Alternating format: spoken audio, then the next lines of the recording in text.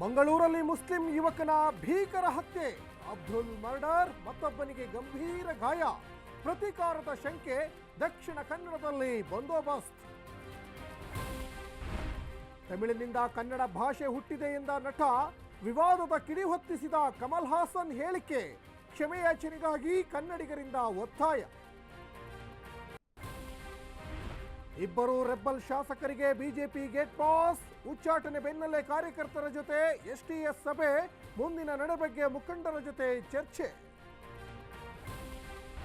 ಕರಾವಳಿ ಮಲೆನಾಡಲ್ಲಿ ತಣ್ಣಗಾದ ವರುಣ, ಮಹಾರಾಷ್ಟ್ರ ಪ್ರವಾಹಕ್ಕೆ ಚಿಕ್ಕೋಡಿಯಲ್ಲಿ ಅವಾಂತರ, ರಾಜ್ಯದಲ್ಲಿ ಇನ್ನು 3 ದಿನ ಮಳೆ ಮುನ್ಸೂಚನೆ.